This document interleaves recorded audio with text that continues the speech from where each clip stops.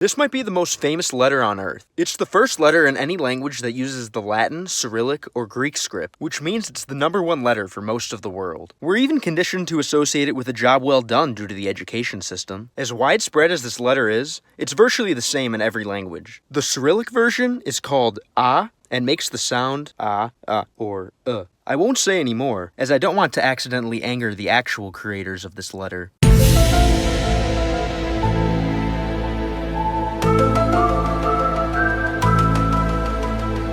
There are an insane amount of Cyrillic letters that look like B. Some are common, some are rare. I like to call this one B with a hat in its uppercase form, or curvy B in its lowercase form. It's common in every Cyrillic using language. It's called B, and it sounds just like the B we know and love in English. B. This one looks like the Latin capital B. It's called V, and like Spanish, it makes a V sound. V. Depending on the word position, language, and dialect, the pronunciation can vary slightly, but it's still going to all be centered around the V. This Cyrillic letter is one of the weirdest. It appears in every language that uses Cyrillic, and it's most often called G, making the sound G. But in Ukrainian and Belarusian, it's called H, making the sound H. In some alternate fonts, the letter can also look like this. Depending on the language, dialect, and word structure, it can also sound like K, H, or V. I like to call it the hangman letter, as its main sounds are G and H. But if you want to perfect your pronunciation, you'll have to do a bit of trial and error. Take a look at this interesting symbol. It's a letter used in some versions of the Cyrillic script. It might look like the Latin letter F, but it actually comes from taking this other Cyrillic letter derived from the Greek gamma and adding a horizontal stroke through the middle. It's primarily used in the alphabets of Kazakh, Uzbek, Tajik, and it can appear in some smaller minority languages as well. It can take the name G with stroke, but it's more commonly referred to by the name Gain. It can make the sound but a more proper pronunciation is further down in the throat, near the uvula, something like which is convenient because the letter itself looks like someone getting a ham bone stuck in their throat. This letter may look like a space invader, but its qualities really aren't so alien. It's used in every language that uses the Cyrillic script. It's called D, and it makes the English D sound.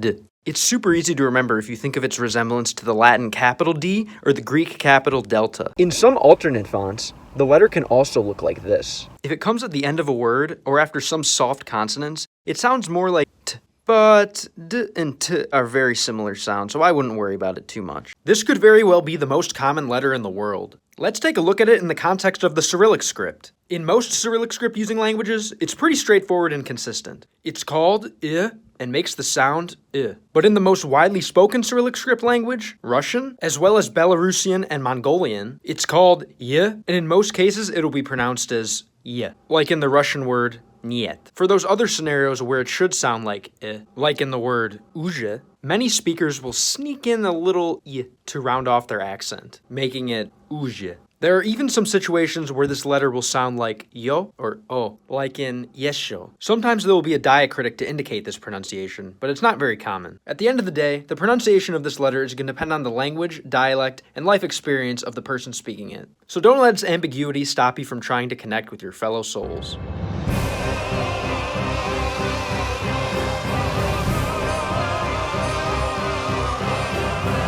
This letter has made me start believing that vowels are a scam. It appears in many Latin script using languages, but this video will analyze the Cyrillic version. In Cyrillic, it appears in Russian, Belarusian, Mongolian, and some smaller minority languages. In almost all of these languages, its name is yo, and it makes the sound yo, o, yon, or on, which, if you talk fast enough, basically all sound the same. Wait, at full conversation speed, all vowels kind of sound the same. At least Russia seems to think so, because there are many Russian words where the two dots on top of the letter yo just aren't written. Take a look at this word. How do you think it's pronounced? Yeshe? Nope. Try yesho. Or how about this one? It's written as svoye, but it's actually pronounced svoyo. In Russian, this happens with other vowels too. Check out this word. You think it would sound like eto, but it's pronounced as eta. What is going on in Russia? When I was younger, some of my friends' parents told them not to hang out with me because my preferred greeting was yo. Maybe that's what's going on in the Russian language. Yo. What might this symbol be? Is it an asterisk? No, you f***ing shithead. This special snowflake is a letter in the Cyrillic alphabet, and its name is zhe. It appears in every language that uses the Cyrillic alphabet, and the sound it makes is similar to its name. That sound is zh. See how it kind of looks like someone sprawled out on an inner tube at a water park, getting some leisure time? Or maybe like someone laying on a beach somewhere, right under some buried treasure. Wait, what's that? Maybe pleasure is a better word to help remember its pronunciation? If you don't want to use any words to remember it, luckily its Latin equivalent is hidden right in the letter itself. Zh. While some TikTok users like to say, "It's just a number, bro," that sentence doesn't apply to this symbol. In the language of the universe, it is a number, 3, but in the Cyrillic script, it's also a letter. It's found in every Cyrillic script using language. It's called Z, and it takes the sound of the English letter Z. Z. To remember the pronunciation when I see it in a word, I always think of a middle-aged Slavic man driving a BMW Z3. Z. Looks can be deceiving in the Cyrillic alphabet. You might think that this backwards N makes a consonant sound, but really, it's a vowel. It's called E, and it sounds like E or I. It's used in every Cyrillic using language except Belarusian. In some alternate fonts, the letter can also look like this. Here's what goes on in my head when I see it in a word. It can also be a word itself, usually meaning and. Focusing on the middle part will help you remember how it's pronounced, but remember, it's only E or I, never I. Do you know what this backwards N is? It's a letter in the Cyrillic script, and it sounds like E or I. But what happens when a vertical bar, called the macron, is added above it? This makes it into a whole new Cyrillic letter, typically called the long E. It's mainly used in Tajik and some smaller minority languages, like some Sami languages spoken in the far northwest of Russia, Mansi in western Siberia, and some even smaller languages in eastern Siberia, the Alaskan Peninsula, and the islands between them. It can also appear in some more mainstream Cyrillic using languages to emphasize pronunciation. The pronunciation that it emphasizes is just a longer form of the E and I sounds, something like E and I. Don't confuse it with this Cyrillic letter, which makes the sound Y. Just think of a skateboarder riding on the diacritics to help remember its pronunciation. Y versus E. This is one of my favorite Cyrillic letters. To me, it looks like a backwards N with a crown, but it's really a Cyrillic E with a crown. When it's wearing its crown, its name becomes short E. I guess it's trying to look taller by wearing its crown floating on its head. It appears in every Cyrillic script using language except Serbian, Macedonian, Montenegrin, and Bosnian, who use a different letter for the sound that this letter makes. That sound is E. To understand the difference between short E and regular E, let's take a look at the Russian word for Russian, Ruski. Notice the difference in pronunciation between the two similar letters, Ruski. Although both letters are called E, the one with the crown gets to make the sound E. Most of the world knows this symbol. On its own, it's a brief but rude way to respond to a text. 2 of them, and you have a guitar-playing dog. 3 together? Well, that's a group of sad boomers who never got enough love. Or a Brazilian internet laugh. But the beauty of this symbol is that no matter what language or script it's found in, it makes the same sound. K. In English, it's known as K, and in Cyrillic, it's called Ka. It's used in virtually every Latin and Cyrillic script using language, which means the majority of the world uses it every day. But no matter what you call it, it sounds like K. Have you ever tried to write a letter K and extended the leg a little too far? Don't worry, you can just say you were writing this other letter. Well, what is this letter, and where would you find it? It's a letter in the Cyrillic script, and it comes from another Cyrillic letter. You heard that right. This familiar letter K in the Latin script is also a letter of the Cyrillic script, and its name is Ka. The cool thing is, the sound that Ka makes in Cyrillic and the sound that the K makes in Latin is the same. K. A letter that certainly is not in the Latin script, however, is this one. The extended K is what I would call it if it was a Latin script letter, but did I mention that it's not? Its name is the Ka with descender. So next time you draw an asymmetrical K, or Ka, you can just say that you're adding a descender. So what does that descender do? Where the Ka makes the K sound, the Ka with descender makes the K sound. For that reason, it can also be called cuff. The K sound is like the K sound, but instead of your tongue making contact with the roof of your mouth, it makes contact with or near your uvula. I don't know about you guys, but as an English speaker, the idea of my tongue making contact with my uvula gives me the heebie-jeebies. That seems to be no problem for speakers of Kazakh, Uzbek, and Tajik, as well as various minority languages, because that's where it can be found as a letter. That's great that they're comfortable touching their tongue to their uvula, but it still makes me feel uneasy. Luckily, this letter just looks like a letter K shaking an uneasy feeling out of its leg. This lovely Cyrillic letter looks like someone lunging. It's enlisted by every Cyrillic using language, where it also can look like this. It's called L, and it sounds like L, or L, which to me are literally exactly alike. Let's look at how I like to remember it. Just isolate the long, lanky left leg. It almost looks like a flipped Latin capital L, and you'll learn the pronunciation of this Cyrillic letter naturally. L. When you see this letter, what language do you think of? Because of words like me, more, and mine, I tend to think of the consumerist West and the languages that are spoken there. I was shocked to find out that this letter also appears in Cyrillic script languages, and it makes the same sound as it does in the West. In the Cyrillic context, the letter's called am. It's used in every language that has the Cyrillic script, and the sound it makes is m. Be sure to note that the lowercase form of this letter is just a smaller version of the uppercase form, as this has a completely different meaning in some Cyrillic script languages. With this info in mind, get out there and make some ams today.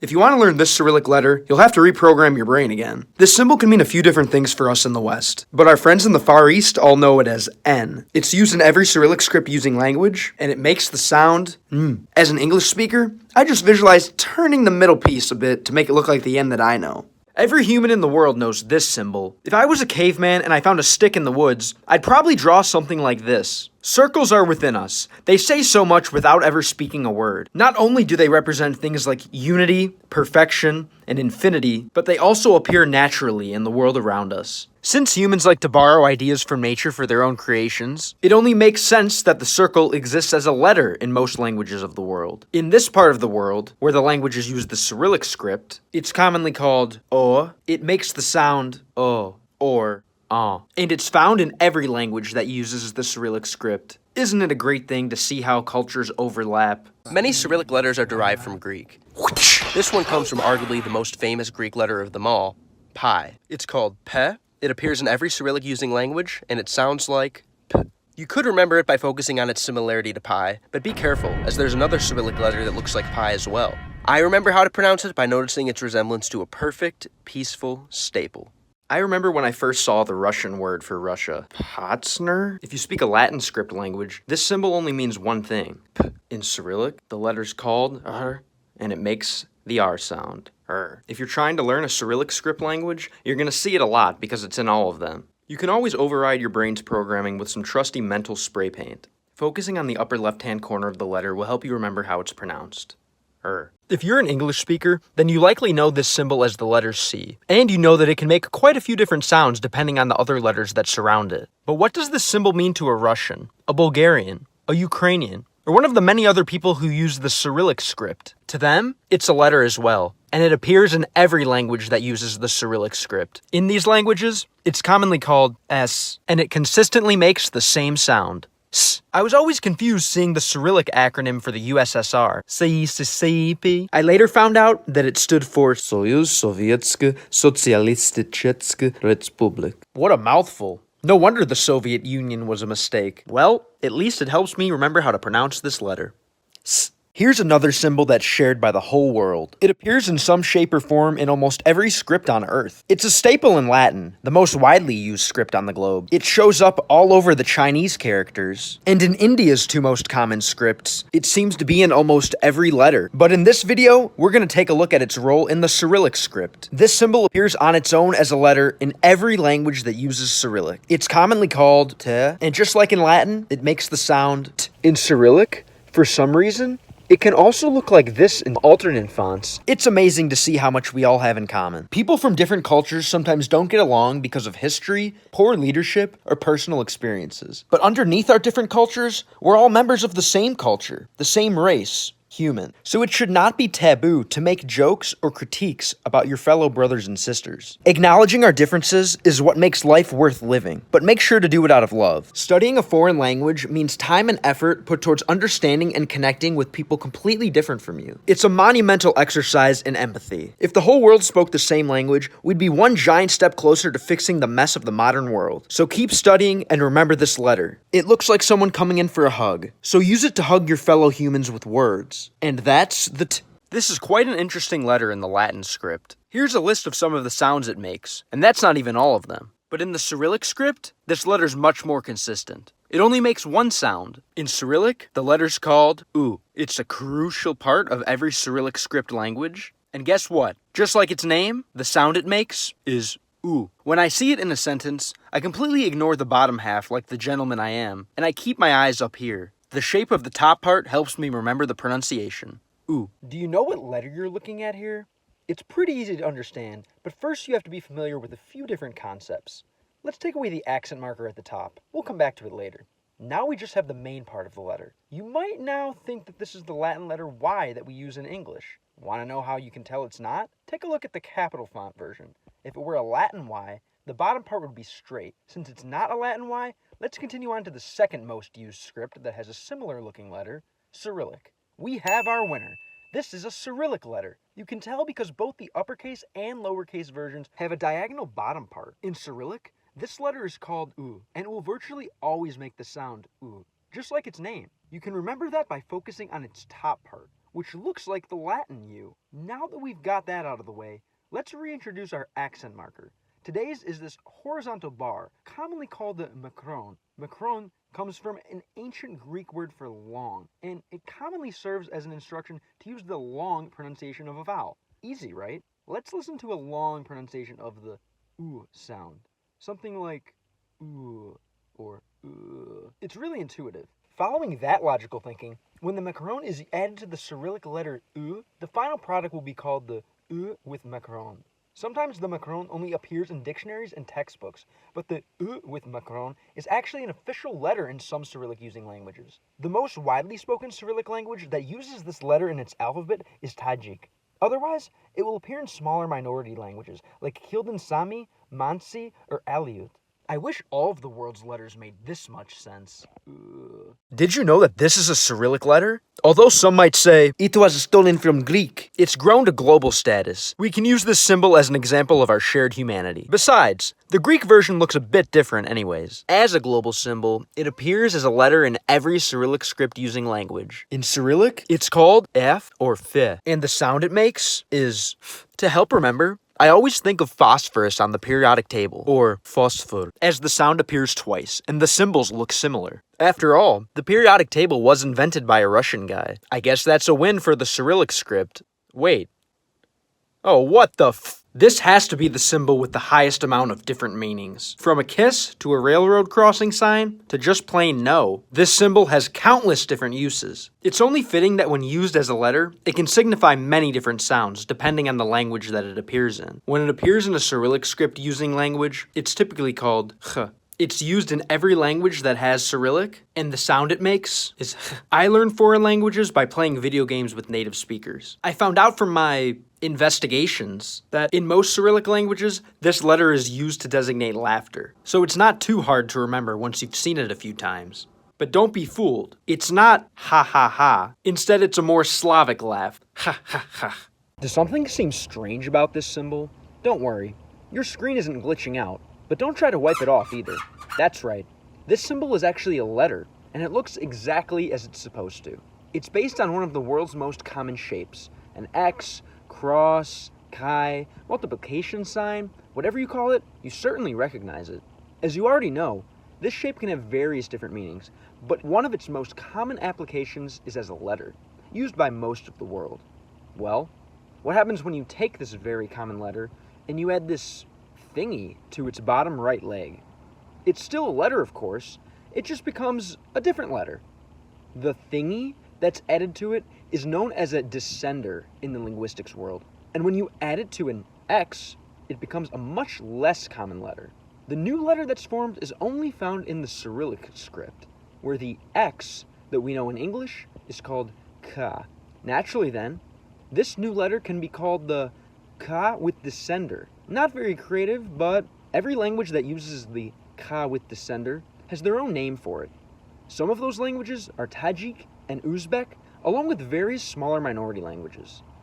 The cool thing is, in most of these languages, the sound it makes is basically the same. The traditional Cyrillic Ka makes the sound H, which is made where the back of your tongue meets the roof of your mouth.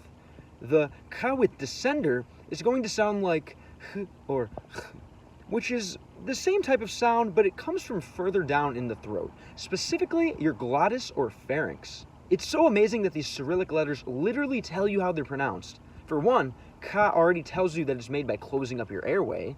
And then the ka with descender just instructs you to descend a little bit further down towards your core. Language is such a cool mix of emotion and logic. This upside down backwards lowercase h is a very common letter in the Cyrillic script. Its name is ch. It appears in every Cyrillic script using language, and it makes the same sound in all of them. Ch. While some Cyrillic characters look like Latin letters flipped sideways, ch is flipped both sideways and upside down. I remember how it's pronounced by imagining the noise a condescending snob would make after noticing that it's upside down. This letter doesn't even know which way is up. Ch. How embarrassing. What is this strange looking symbol? It almost reminds me of lightning striking down from a storm cloud. There has to be a story behind such a complicated symbol, right? Let's try to simplify it a bit. We'll start by trimming down the lightning bolt. When you do that, it starts to look like some kind of upside down, backwards, lowercase letter H. But did you know that for hundreds of millions of people, this upside down and backwards letter is perfectly right side up? That's right, this is a very common letter in the Cyrillic script. That's the script mostly used in this part of the world, in languages like Russian, Ukrainian, and Uzbek. In these kinds of languages, there are many sounds like ch, sh, and zh. In Cyrillic, this letter is called ch, and like its name, it makes the sound ch really convenient, because it also looks like an upside-down chair. Well, if we look at this as an upside-down chair, then this additional part is just an extra long backrest. And instead of a regular chair, we have a giant chair. You won't believe this, but the most common pronunciation of this letter is j, just like in the word giant. Since the regular sized chair letter is called ch, this letter can be called the ch with descender, because this additional part will typically take the name of descender. The most popular language that uses this letter is Tajik, but it can also appear in smaller minority languages, such as Shugni and Waki. In some languages, like Abkhaz, it's going to sound virtually the same as the letter ch, making the sound ch, because their upside-down chair letter sounds more like ch. But in most cases, you can remember that in order to pronounce this letter, you'll just need to jump into a giant chair. It's hard to be a human and not know about the multilingual onomatopoeia sh used to stop someone from speaking. GameLang, your videos are just ripped off from Wiki. In the Cyrillic script, that sound can be made with just one letter. It's called sha. It's used in every Cyrillic script language, and as you can guess, it sounds like sh. Other interjections like oh, huh, and wow are generally used in a short and blunt manner, but sh can be extended indefinitely. Shh. Conveniently enough, sha appears to be the Cyrillic letter with the longest horizontal distance. Focusing on the length of the letter helps me remember how it's pronounced. Sh. This Cyrillic letter is called the hard sign, or the big yur. It looks just like the soft sign, but it's wearing a backwards hat so everyone knows that it's hard. So hard that in most languages, it doesn't even make a sound. Instead, here's what happens. The hard sign is typically only going to come before these four vowels. Vowels in Slavic languages are notoriously confusing. For example, this one can sound like a or ya. This one can sound like e or ye. This one can sound like o or yo. And this one can sound like u or yu. The pronunciations depend on the various different letters that surround the vowel. However, when the hard sign comes before these vowels, they're forced to respect its hardness and use the pronunciation beginning with y. For example, let's look at the word siest, meaning to eat up. If the hard sign is removed, it becomes sist, which means to sit. Here's another example with a familiar word, object, which of course is a translation of the English word object. Listen to the pronunciation of the similar word obiet, which is a promise. Only about half the Cyrillic using languages use this letter, with the rest electing to use an apostrophe instead. Bulgarian seems to be the only language where this letter does make a sound. In Bulgarian, it sounds like ugh, but for the rest of the Cyrillic languages, it's just a glorified apostrophe. The Russian language has so many rules that they had to invent a few extra letters, and this symbol is one of them. Let's take a look at your stereotypical letter E, known as ye in Russian. It can make the sound e or ye, depending on its position in a word and the letters around it. But what happens when the phonetic rules suggest that it should be pronounced as ye, and we want to pronounce it as e instead? That's where this symbol comes in. Here's an example. Normally, when this letter is the first letter of a word, it's pronounced as ye, like in the Russian word yesho. But what if we want to have a word that begins with the sound e? As you can see in the word eto, we use this letter. It's called e or e oborotnoye, literally meaning backwards e. It's found in Russian, Belarusian, Mongolian, and some other Cyrillic-using languages with Russian influence. It mostly appears as the first letter in a word, like in the example. When it shows up elsewhere, it's usually in a loan word, a word borrowed from a different language, such as rap from English. So if you're a Russian rapper, this should be your favorite letter. So this one looks like sex, or a key. It's used in pretty much every language that uses the Cyrillic script, and I like to call it the Soldier Boy letter because its name is, and it's pronounced as, YO! This backwards capital R is a vowel in the Cyrillic script. It's present in the majority of Cyrillic-using languages. It's called ya, and as its name suggests, in most cases, it sounds like ya. However, when it comes after a soft consonant, which is a consonant pronounced with the tongue close to or touching the roof of the mouth, the y is dropped, and it's pronounced as a. In these cases, depending on language, dialect, and word structure, it can also sound like a, or I. But for most situations, you can focus on its similarity to a jumping Mario to remember its most common pronunciation.